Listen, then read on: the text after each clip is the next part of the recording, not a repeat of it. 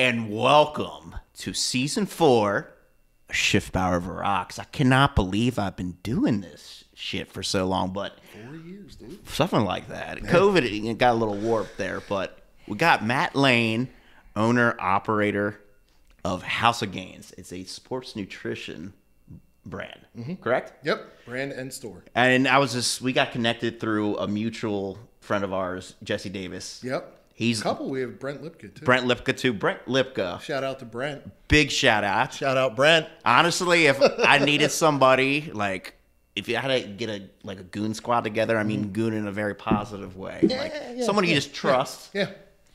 Like with your life. Yeah. Brent's one of those guys out of 5 by far. Can I trust it? One of my things is, can I trust you in a room alone with my wife and my wallet and know that they'll come back untouched? I love that. That's the only way. That's how. If I'm going to have a baseline level of trust with somebody, those are the 2 keys. Can I leave you in a room alone with my wife and my wallet and come back knowing that both those things will be left untouched? That's my baseline level of trust. And I can definitely resonate with that, just on a personal level and just a business level. I think they're interconnected right there. Yeah. But I'm really excited for this. You got a lot of energy, Matt. You've built a great brand locally. And it's been really cool just watching it, hearing about it, and then us getting connected, messaging back and forth the past couple months prior to this. But let's talk about how House of Gains came to be. I mean, you're trapping out your car, essentially, protein. Bro, So I, York County native, grew up here, went to York Suburban, bit of a rough childhood, we'll just say that. Okay. Got into, so let's just say some extracurricular activities at a young age that were not very productive. They were pretty destructive in my life. That carried into my late teens and early 20s. And I decided that I was 22 years old. I decided I really wanted to make a change in like my life, and I realized that I wasn't happy, and I wasn't happy in the worst possible way, if you know what I mean. And I made a full flip. I've always played sports. I wrestled when I was a kid. I poorly played soccer and football. The way that I'm built, I'm not built for soccer. I've got these orangutan arms. I'm not built for football because I don't like reading before games or anything like that. And I'm not tall. I'm also not fast. And when I run, I tend to look down. So I'm just like, It's like Fred Flintstone, right? Yeah, dude. I'm like, and even in wrestling, like, I mean, it's Pennsylvania, dude. It's hard to be good at wrestling in Pennsylvania. Yeah, Pennsylvania is like the cream de la crop when it comes to it's technical wrestling. Pennsylvania, Ohio, Virginia, Iowa. I don't know what it is, but it's because it's cold. And that's a good point. And you got guys who are mad about it. So 6 months of the year, you can't go outside. I mean, oh, no. You can, but it's freezing. You can't be out there for long. So I've always been into sports, and I got really into weightlifting when I was in wrestling. I realized that I was a lot stronger than I was a good wrestler. Just a natural talent. And when I was about 22 years old, I got into personal training and was originally in school. I did that for a while, and I was like, the thing about personal training is there's no health benefits. No, you're essentially like 1099. You're your own business owner at that point. You're out there hustling hours. It is hard. Anybody that does personal training, it is a hard job because you come into a funk where the economy takes a dump, and you're one of the first things cut. You're basically the first thing cut. A luxury in everybody's lives. Yeah. if you're viewed it like that by like your clients. Right. So and plus there's also no perpetuity. Like there's no like if you're not working, you're not making money. And the main thing was I had all these clients, and I would send them to a store because I would give them a list of recommendations. And I'd be like, I need you to buy X, Y, and Z. And they would go to the store, they would come back, and they would have different shit. And I'm like, what is this? This isn't what I fucking told you to buy. And they were like, well, I went there and the sales guy said, this is better than this. No. And I'm like, he fucking got you, dude. And then I thought, I was like, I just told this person, because every week I'm telling people to buy X, Y, and Z supplements. Based on the recommendations Based on the them. recommendations I give them. So it's between $100 and $200 a month that I'm sending 20, 30, 40 people a week to go buy from these different places. And I was like, I'm not making any money off this. This is annoying. So I looked into wholesaling other companies' stuff, but it was really difficult. And I was like, this isn't going to help my brand, because I've always loved branding. It's why I like Hormozy's new stuff so much, because it's he pretty focuses heavily on tight brand. knit. So I was like, selling other people's stuff isn't going to help my brand. So I met with a friend of mine and was like, if I come up with like an idea for a supplement brand, could we do it? And she's like, yeah, we could. That's kind of a bold question to ask somebody. It is, especially someone, neither one of us had any experience in the industry at all. Really? Outside just you wrestling, working out, weightlifting, it's just, in terms of like built, like. I've never worked in a retail store in my life. And then it's the whole chemistry aspect. It's like you're. Like mixing products. Yeah. You know what I mean? Like that's wild to think. You're researching ingredients, how they synergize with each other, what pathways they use. Like certain ones are hygroscopic, which means they'll pull in water. And you said this friend was receptive to the idea, though. They're like, I'm in. So we jumped on it. We started making stuff, and the original bags, if I ever get a chance to throw them up, dude, I'll do a throwback. I saw your original logo. Awful. I had my buddy who's a tattoo artist. Big Run the Jewels fan. Yeah, dude. So we were like house, you know what I mean? Like, we were throwing up. That was when Killer Mike and LP came out with like Run the Jewels really was hitting the market. Was first coming out. Yeah, it was like 2016, 2017 when I came up with the ideas. And I'm a huge Run the Jewels fan. I love Killer Mike. And I was like, dude, let's make this shit gangster. Mm-hmm. So me and my buddy Rick, who had done a lot of tattoos for me, he drew up this tattoo, and I was like, yo, whatever, just run with it. Because I didn't think it was going to work. I didn't think any of this was ever. You were just kind of having fun with it. I literally did this as a joke. Like I was just like, who fucking So cares? you memed yourself into I memed myself 2 retail locations and a fairly successful supplement company. I have wholesalers all over the country. I've sold stuff to 13, 14 different countries. There you go. It started as a meme, folks. As a joke. It started as a joke. And I got into it. I did every possible. My first event was in Craley, Pennsylvania. It was Redline, right? Redline. Church. Dude, a church bazaar in the middle of a cornfield in fucking Redline. How much did you sell it? $100. To me, that would have been a huge W back then. It was, dude. I was in your shoes thinking, showing up. The problem was, I packed my car with like $1,000 worth of product, and I was like, I'm going to blow it out. We're going to sell everything. And I got there, and I was like, it's just like old ladies from Redline. The fact that you sold $100 worth is a success in itself, Matt. I will looking say, back on it, I can say this with not entire certainty, but like, I'm pretty sure the first 6 months of my sales were people who were just like being nice. Just buying. The products sucked, dude. The products were fucking terrible. The logo was terrible. The product packaging was terrible. The flavor was terrible.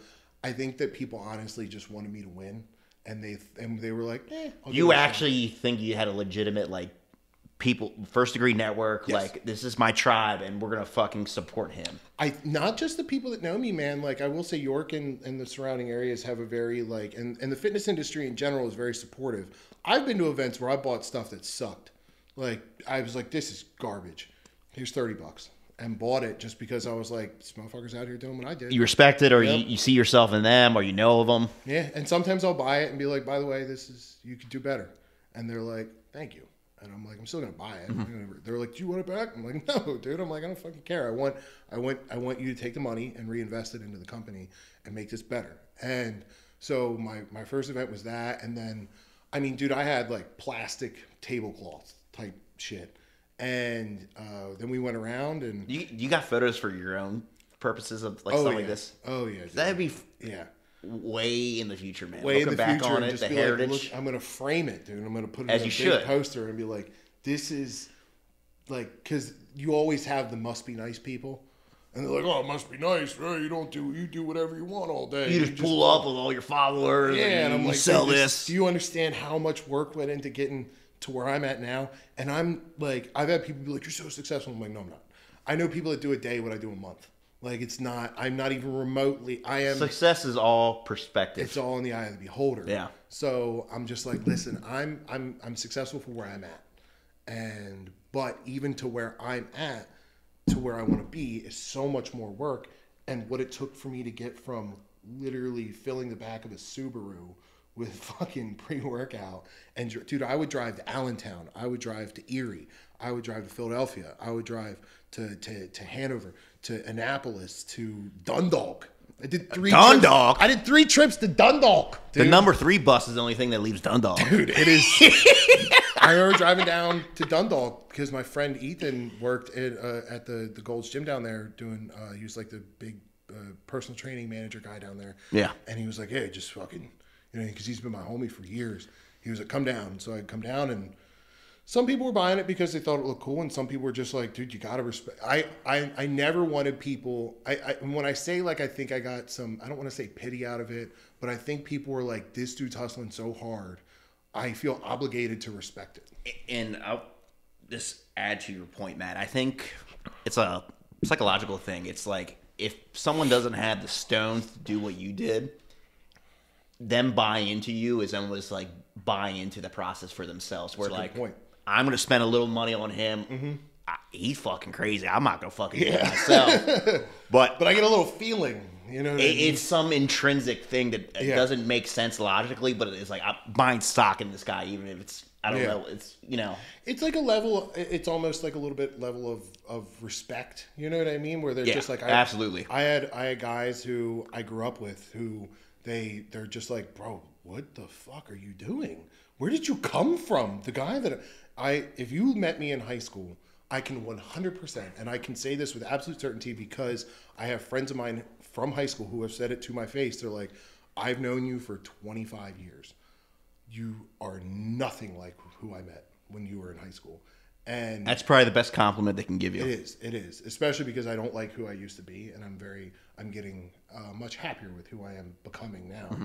And I look back, and they're just like, to be able to go from like that, you know what I mean, to what you're doing to create something. You had to have worked really fucking hard because my dad was an alcoholic who passed away at a young age, and my mom had to raise 3 kids with no child support. I cannot imagine that level of struggle. I mean, we were on government checks growing up. Like, okay. I was on WIC checks. Like, we were on SNAP benefits. Like, I'm very aware of where the office is on Duke Street. So you really were getting gangster with it when you started. 100%. Yeah. And then when I started the brand, I mean, when I was 22 years old, I was literally living in my car. Like, it's not like a joke. Like, I legitimately was living in my car for a period of time. And I got all my shit together, and I was probably still probably 20, 30 grand in debt. I had all these legal issues like piling up on me, and I was like, dude, if I'm gonna go in and I got a new chance on life, I was like, I'm gonna go as hard as I possibly can. And one of the things that I realized in that period of time that enabled me to work as hard as I have, continues to. My entire life, there's an old saying where I feel like everybody else got the playbook to life, and I was absent from school that day. Okay. And I've always felt like that. I've always felt like everybody knew how to act. Everybody knew how to be good to each other. I had no church upbringing or anything like that. My mom I was the youngest of 3, and I was the wild child. Like, I was in trouble all the time. I got kicked out of school. I was, you know what I mean? High energy, and high capacity for manipulation too. And I just, I finally realized when I was doing this that I was good at something. Yeah. And I was like, holy shit, I've been waiting my entire life to realize that I was actually good at something, and I found out what it is. And you found it on your own. And I found out on my own, and I'm very, very lucky for that. There's not everybody figures out what they're good at, and it coincides with what you love. Because I love meathead shit. I love stupid shit. I love making fun of things. I love dicking you off. lean into it, man. You were talking before this. Why not, dude? Because if it's what makes you happy, you should do that. That's like when Jesse and I did that video, and it was like, you fucking real American steel. Real deal American steel. Well, I'm about to put a clip in there. Yeah, dude. Marty put in post. Real deal American steel.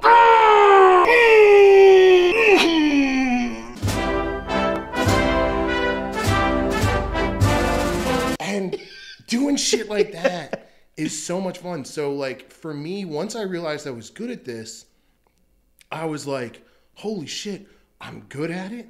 It's fun, and I enjoy it.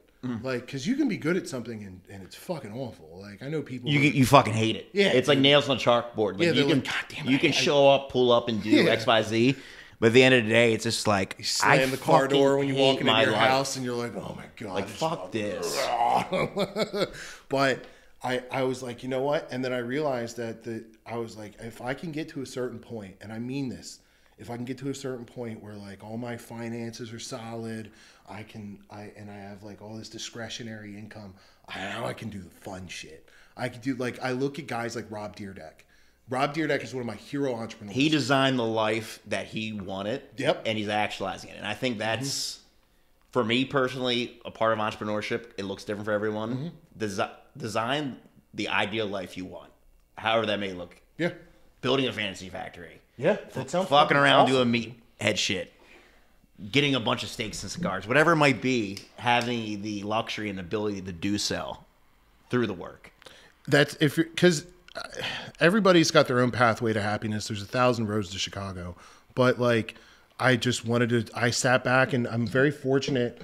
I call myself one of the fortunate unfortunates. I had a very unfortunate several points of my life, but I'm fortunate in the fact that because of those periods of my life, it put me in a position where I had to think about myself and do a lot of like self-awareness and look inward reflection.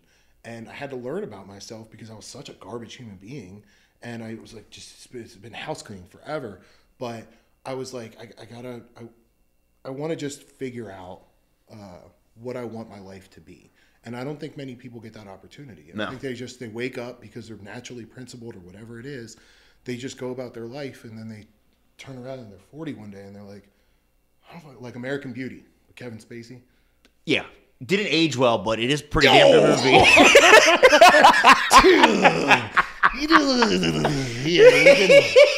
Pun not intended on that one. No. It was a good movie. I'm still watching Kevin Spacey movies. I'm not going to stop watching. No, yeah. It's in the back of my head. I still listen to Thriller. I don't care. Thriller. Yeah, I still listen to it. Some people are very anti-R. Kelly. I might throw some at my birthday outing on. I hear the remix to Ignition. I'm going to dance to it. It's great. I don't condone peeing on people, but you know, he's probably not getting as much royalties anymore as he used to. Probably they definitely took. And he's not. He's in life in jail. So what's it? Yeah, he's done. Like, that's a don't throw the baby out with the bathwater scenario. You know what I mean? The guy made good music. He could dance. Like, but you were saying though, it's just like the example of Kevin Spacey, American Beauty. Yeah, I didn't want to wake up one day and just. I feel bad for people that they don't take. Whenever I give life advice to people who are in like a inopportune point in their life, or they're at a fork or a breaking point, and I'm like, dude, take some time. Let go of some responsibilities and really sit back and think, who am I? What do I like? Yeah. Because that's a very important thing for people to understand. If you can figure out who you are and what you really like, and not whether or not it's influenced from pop culture. Externally, or, like, what do you genuinely enjoy? And as like, even like one-on-one by yourself. Yeah. People don't even have to like it either. No. It's like, what do you like as an individual? Yeah. And you touched on a point like waking up, working for somebody. I feel like a lot of folks, and it's sometimes just a decision that's kind of thrust upon them. Yeah. They take a job, and job's kind of like a product, if you think about it. They're bought into this product. They take this product, and they really don't even like it. No. Like, some jobs are great products and outlets for people, but sometimes, more often than not, it's like you wake up, it's like, what am I doing at the end of the day? 10 years later. Where's my playbook? I do envy those people, though, in some way, because I have a lot of times people be like, because I'll launch a product, they'll be like, that was really creative. Or I'll make a post and be like, that was really creative. And they're like, Matt, you work really hard. And I'm just like, well, it's kind of a blessing and it's also a curse. It is absolutely a blessing because I am internally motivated. Not many people are like that. Not many people are willing to not many people want to wake up and do the things that kind of suck. like answering emails and angry customers or dealing with You got to get logistics up stuff. and do X, Y, Z. Otherwise, the business goes under. Yeah, It's and I have to direct other people to do X, Y, Z. correct. It's not now like I'm at a different level. it's a different thing when you have an employer. It's like if you don't do things, you just get fired. Yeah. It's very clear. No, if I do it now, I'm in an even more precarious situation now. And this is a mindset I had to shift last year. Was I'm not only responsible for like me, and I go broke, it's whatever. I go broke, my wife, my kid, my employees, the people that like they believe in me.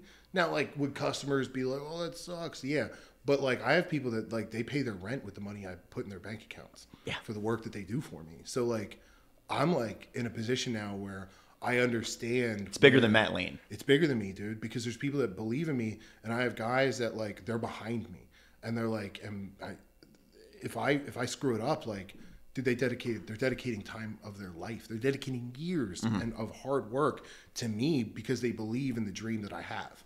So I'm like, now the decisions are, I've changed some of the stuff that I do, and I follow more of like I watched a video of Jeff Bezos talking one time, and he was just like, if I make 3 good decisions a day, that's a good day. I've seen that clip, and I think it's a very interesting perspective because a lot of entrepreneurs, they get caught up thinking I got to do everything under the sun. But sometimes simplifying it and doing the 3 biggest things that you need to do is going to provide you more liberty to make the hard decisions later rather than getting overwhelmed thinking you have to do everything under the sun in one day. Sometimes it's just delegating something like, all right, well, I got this project that I have to do.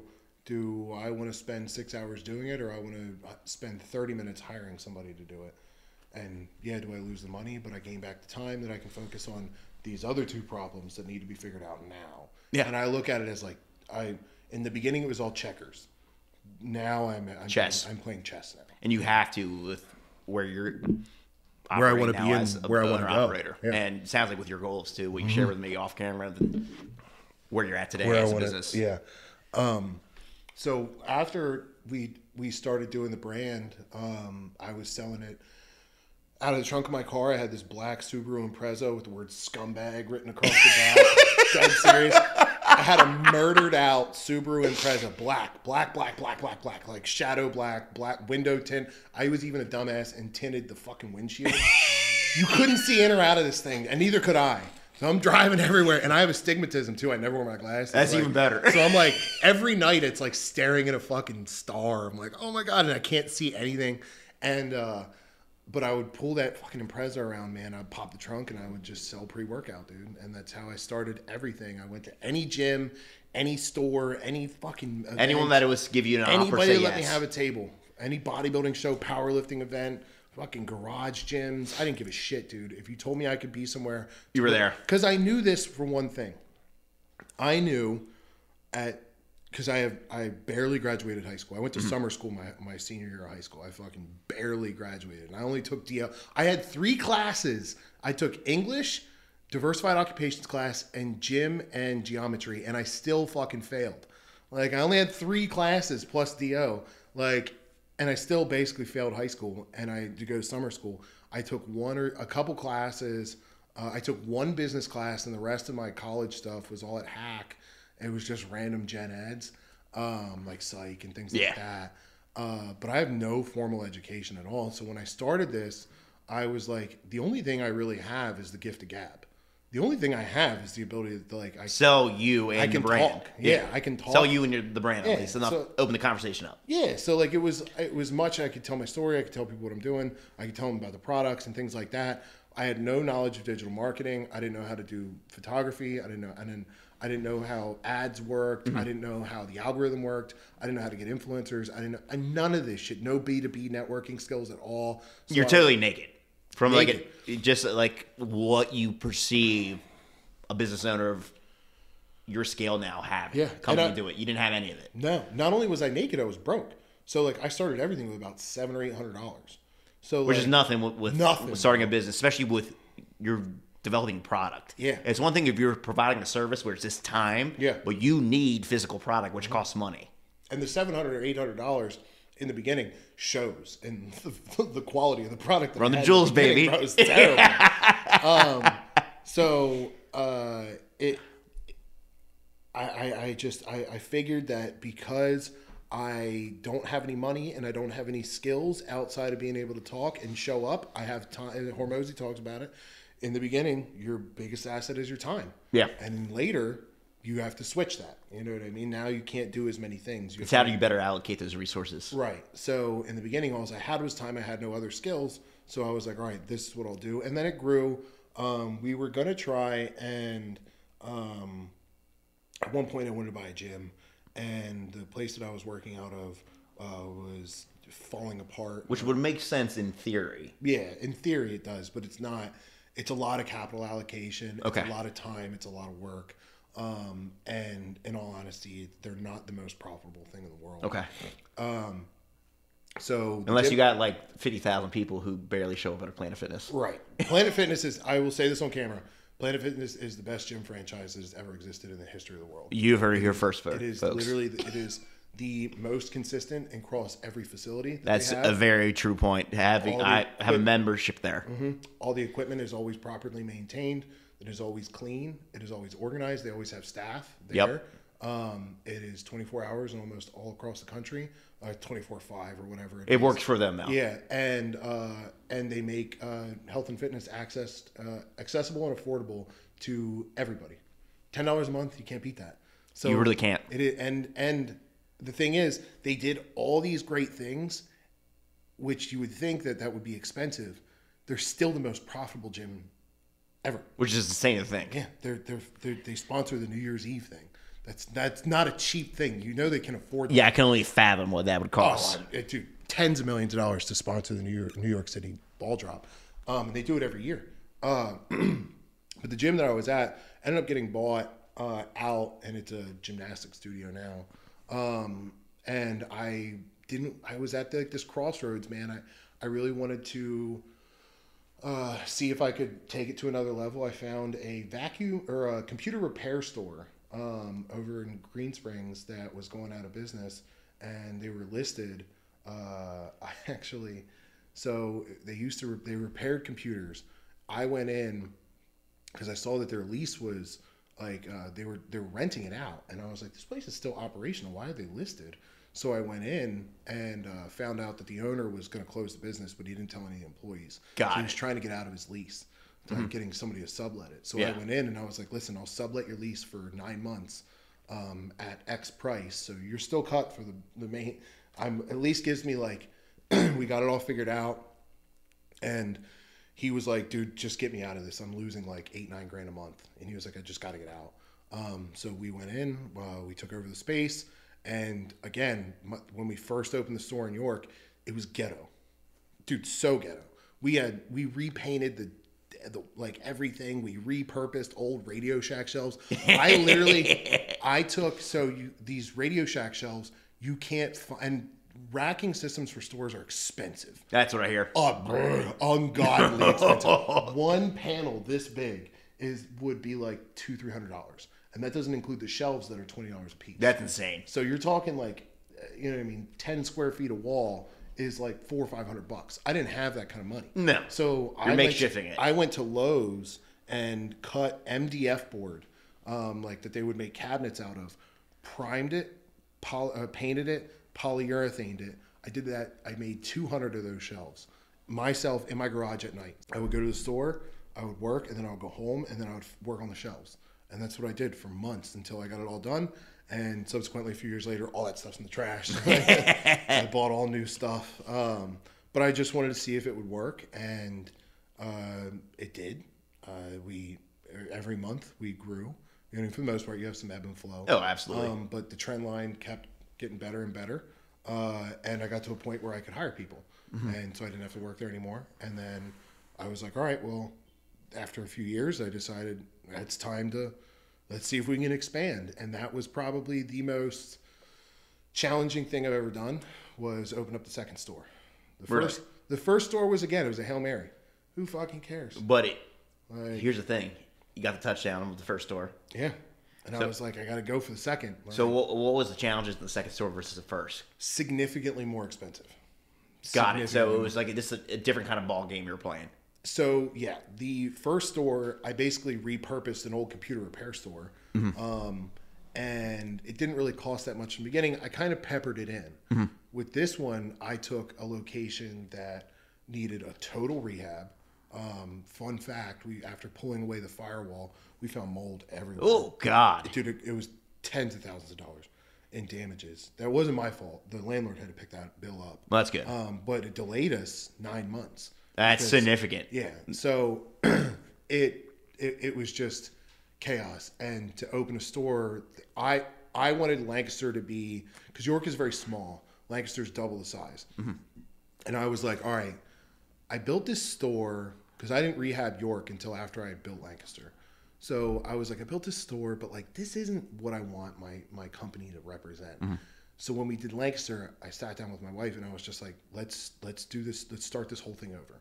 Let's rebrand the whole company. We got new logos. This is like phase 2. Yep, this is phase 2. I was like, phase 1 was figuring this out. Can I even do this? Oh shit, I can. All right, cool. All right, now that I know I can do this, can I do it well? So Lancaster was like my opportunity to really like, this is who we are. Like, it was my brochure. This is who we are now and who we want to be over the next couple of years to the public. Yeah. And so it was a very expensive build out, very stressful. And I signed a lease that was like significantly longer because my original lease for York was like 3 years. It wasn't a big deal. This is a 10-year lease. Yeah, 3 years is like baby in like commercial real estate. And compared to this other fucking lease that I had to sign on, man, and I had to put up my personal assets. I had to sign a personal guarantee. That's a spicy one. When you figure the life of the lease is a 5 and 5. I got a 5-year lease that I'm attached, and at X rent, that there's a lot of commas in that number at the end of that rent. Yeah, I can imagine. If I would fail in the first year, like realize, oh, this isn't going to work. SOL. Now all of a sudden I'm on the hook for some commas and some digits over the course. I wouldn't say it would have declared me bankrupt, but it was a lot. I ended up getting sick a bunch of times. I had like heart palpitations. I had to wear a Holter monitor when we were doing our grand opening. I'm literally walking around at the grand opening with a fucking monitor on my chest because I was in the hospital. I had an infection in my between. back. Yeah, it was brutal. But the store's stable now. Store stable. Within 6 months, we were in the black and we were good. So you get through that hurdle. We got through that hurdle. I just want to ask you, this kind of looking ahead, where do you see things moving into this next phase, this next chapter for House of Gains and Matt Lane? So now I'm focusing more on, obviously I'm doing more video content. I'm working on expanding the e-commerce side. I want to work on, we're gathering new wholesale accounts. I'm expanding the product line. We just bought a house, so we're moving next month. I saw that's always a fun challenge. Yeah, I mean, we want to have more kids, we want to have a bigger family, and I want to invest deeper into like my personal life. So opening other stores, it's when do we want to do it? It's not if, it's when. For 100%, we're going to open more locations. But I wanted to focus on like, because opening Lancaster was very expensive. I built out my studio last year. This year, I was like, all right, let's focus on making everything better. Let's focus on finding because right now the economy is not great. So let's find the holes in our shit. It's like a rolling recession of people have been calling it. Where like there's certain pockets where it's fucking dog shit, and you have other pockets where it's just like an anomaly. It doesn't matter. Like it doesn't. There's like it's like it never. It's like nothing. Nothing exists. Yeah. Like we're good. So my main thing right now is find the holes in your ship, figure out what's not working, figure out what's working figure out what's not working and cut it off, figure out what's working well and dump into it, and figure out, you know what I mean, what you can, just generally what we can do better, whether it's redesigning products, whether it's, you know what I mean, investing heavier into certain departments of marketing, SEO, PPCs, like stuff like that. You know what I mean, working on like new wholesale contacts, like figuring out the holes in my game plan. I really just want to see what I'm not blind doing well spots. And I'm literally like, I'm talking to other guys in my industry all the time, and I'm like, good. Hey, real quick, like you're a media guy in my field. What do I suck at? Like asking the hard questions. It's very vulnerable to say that, but like you need to, if you aspire to be a better version of yourself for others. Yeah, I want to know what I suck at all the time. I'm painfully aware of some of those things of what I suck at. But a lot of the times if you double back to when you have a lot of that hometown homie hero type personality and support going on, which is fucking awesome. A lot of the times that is caveated with they won't tell you when you suck. Yeah, it's like you're almost like a little incubator. Yeah, and they're just like, oh yeah, keep going, man. Yeah, this fucking thing sucks. You know what I mean? Like, and you're like, dude, and so sometimes I'll have to ask my friends, like, hey, is this good? Honest. And they'll be like, no.